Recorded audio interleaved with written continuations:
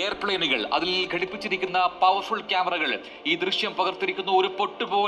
ഒരു പൊട്ടുപോലെ നമുക്ക് ദൂരെ ഭൂമിയുടെ അന്തരീക്ഷത്തിൽ ഈ പേടകം ദൃശ്യമായിരിക്കുന്നു. ഇനി താഴേക്കുള്ള വലിയ വേഗത്തിലുള്ള യാത്രയാണ്.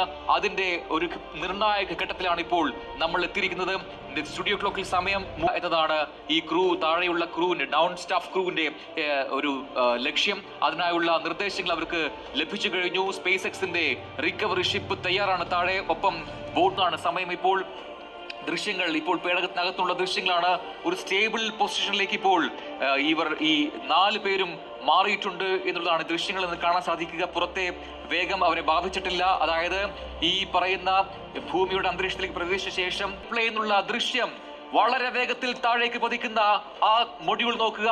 വളരെ അക്യുറേറ്റ് ആയിട്ട് താഴേക്ക് പതിക്കുകയാണ്. ഫസ്റ്റ് പാരച്യൂട്ട് ആ സിലിണ്ടറിക്കൽ ഭാഗം മാത്രമാണ് താഴേക്ക് വരുന്നത്. അതിലാണ് ഈ 4 ക്രൂ മെമ്പേഴ്സും. സ്പ്ലാഷ് ഡൗണിലേക്ക് കാര്യങ്ങൾ പോകുന്നു. അടുത്ത പാരച്യൂട്ട് വിടർന്നിരിക്കുന്നു. നമ്മൾ കണ്ടു കഴിഞ്ഞു. ആ ടിക്കർ നമുക്ക് താഴ്ത്തി കഴിഞ്ഞാൽ കുറച്ചുകൂടി വ്യക്തമായി നമുക്ക് ആ ദൃശ്യം കാണാൻ കഴിയുമെന്ന്. This is the moment. ആ സ്പ്ലാഷ് ഡൗൺ സംഭവിക്കുന്നു. സ്റ്റുഡിയോ ക്ലോക്കിൽ സമയം നോക്കുക. 3:28 എക്സാക്ട് ടൈം. 3:28 സ്പ്ലാഷ് ഡൗൺ സംഭവിച്ചിരിക്കുന്നു. ഭൂമിയെ തൊട്ടിരിക്കുന്നു. ഡ്രാഗൺ 9 അല്ലെങ്കിൽ ക്രൂ 9 ഡ്രാഗൺ എന്ന് പറയുന്ന പേടകം ഭൂമിയെ തൊട്ടിരിക്കുന്നു.